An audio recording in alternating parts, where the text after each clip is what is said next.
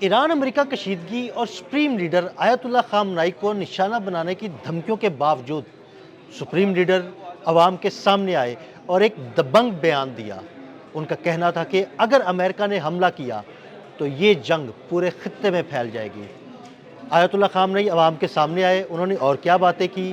عامر رضا سے بات کرتے ہیں۔ عامر بھائی، آیت اللہ خامنائی تو گھبرانے والے نہیں، ان کو نشانہ بنانے کی دھمکیاں بھی دی گئی، لیکن وہ اعلان عوام کے سامنے آئے، اہم بیانات دیے۔ اس سارے معاملے پر ذرا روشنی ڈالیے۔ دیکھیں، سب سے پہلی بات تو یہ ہے کہ اس وقت کشیدگی جو ہے اپنے عروج پر پہنچ گئی ہے، اور کشیدگی کے صورتحال یہ ہے کہ اس وقت بھی ڈونلڈ ٹرمپ جو ہیں وہ ایک ہی بات کہہ رہے ہیں کہ ایران مذاکرات کرنا چاہتا ہے۔ ایران نے بڑا واضح موقف دیا ہے، اور اس پر ہم نے بات بھی کی تھی کہ مسعود پزشکیان نے یہ کہا کہ نہ ہم جو ان کا نیوکلیر پروگرام ہے نہ ان کا میزائل پروگرام ہے، دونوں کو رول بیک نہیں کریں گے۔ اور یہ کہا جا رہا تھا، میں حیران ہوں کہ بہت سارے انٹرنیشنل میڈیا نے بھی اور ہمارے لوکل میڈیا نے بھی یہ خبر چلائی کہ علی خامنائی جو ہیں وہ گم ہو گئے ہیں، غائب ہو گئے ہیں، کچھ نہیں، تو یہاں تک کہا کہ رشیا چلے گئے ہیں۔ پھر وہ بنکر کی بات آئی کہ بنکر میں ہے۔ دیکھیں، جہاں پر بھی سپریم کمانڈر ہوں گے وہاں حفاظتی اقدامات پورے کیے جانے ہیں، لیکن انہوں نے جرأت کا مظاہرہ کیا۔ ڈونلڈ ٹرمپ کی بار بار کی بیان بازی کے بعد وہ سامنے آئے اور انہوں نے حسینیہ ہال میں ایک پوری مجلس کے سامنے جو ہے بیٹھ کر تقریر کی، اور انہوں نے یہ کہا کہ امریکہ ہم پر جو جنگ مسلط کرنا چاہتا ہے کر لے۔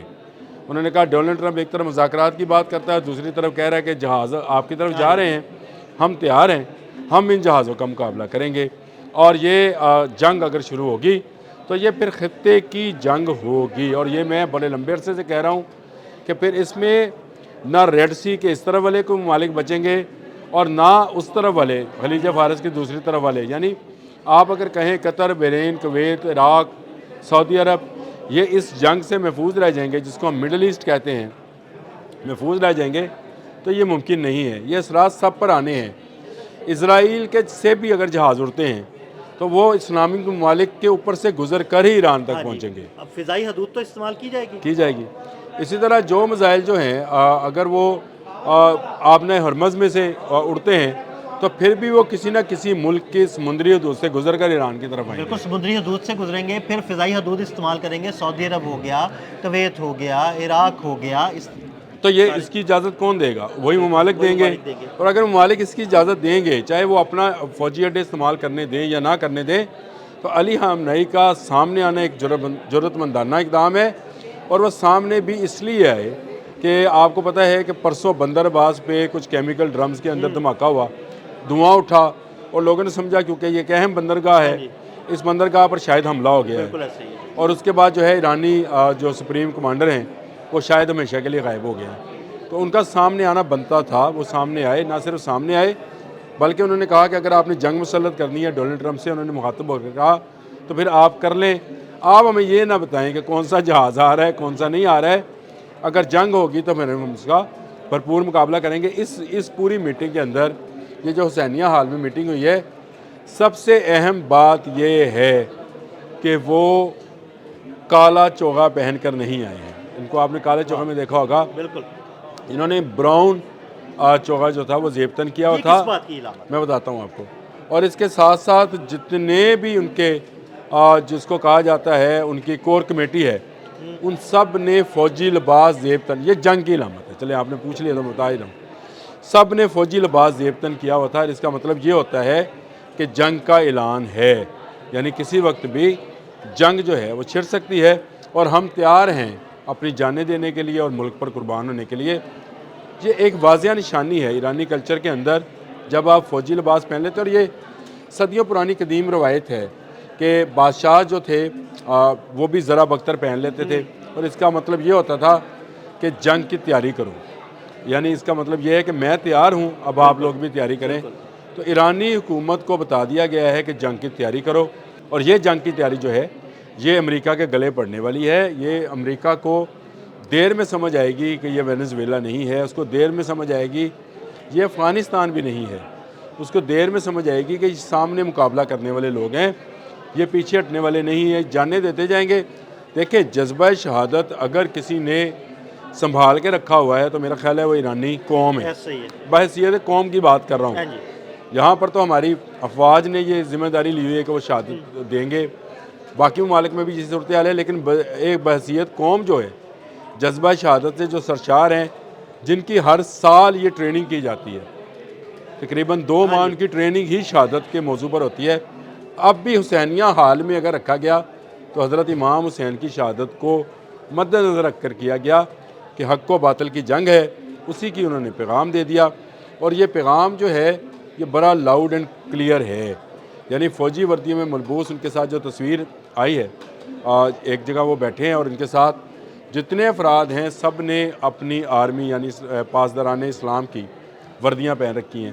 اس کا مطلب یہ ہے کہ جنگ کا اعلان جو ہے ہو گیا ہے۔ اور اچھا، دوسرا عامر بھائی جو انہوں نے پیغام دیا ہے کہ یہ خطے کی جنگ بن جائے گی، اس سے تو صاف ظاہر ہو رہا ہے کہ اگر کسی کی بھی فضائی حدود استعمال کی تو اس کو نہیں چھوڑا جائے گا ایران کی جانب سے۔ اچھا، میں ویسے ایک لفظ استعمال کرنے لگا ہوں، خطے میں کوئی ممالک چھوڑے نہیں جائیں گے، لیکن مجھے اجازت دیں میں اس پر بعد میں آتا ہوں۔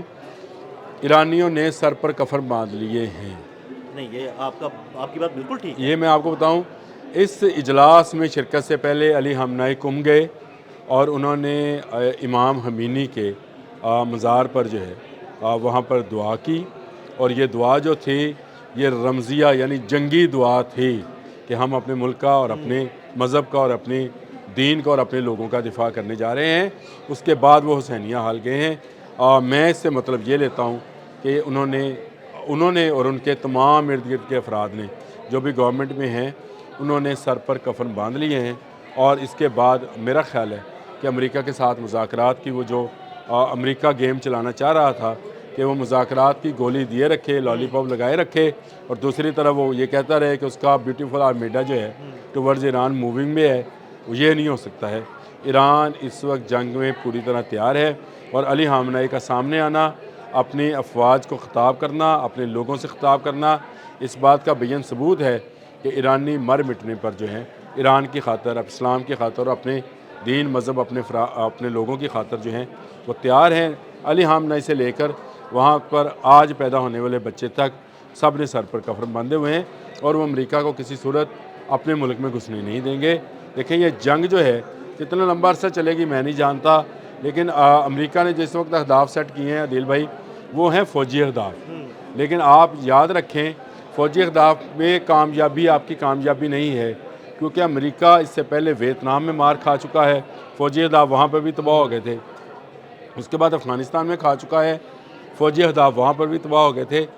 جب پبلک آپ کے ساتھ جنگ لڑ رہی ہوتی ہے نا، تو اس کا جواب آپ کے پاس نہیں ہوتا ہے۔ یہ ایسی جنگ ہوتی ہے جس میں آپ دھنستے چلے جاتے ہیں۔ رشیا افغانستان میں آیا، اس نے مار کھائی، امریکہ افغانستان میں آیا، مار کھائی، امریکہ ویتنام میں گیا، مار کھائی۔ جو پبلک ہے اس کو ہرانا جو ہے مشکل، اور ایرانی پبلک کو ہرانا تو بہت ہی مشکل کام ہے۔ یہ میں سمجھتا ہوں کہ علی خامنہ ای کا سامنے آنا اور خطاب کرنا یہ کھلی جنگ کا اعلان ہے۔ بہت شکریہ عامر رضا جی، بالکل عامر رضا نے بڑی تفصیل کے ساتھ اس سارے معاملے پر روشنی ڈالی۔ عدیل احمد اور عامر رضا کو اجازت دیجیے گا، اللہ حافظ۔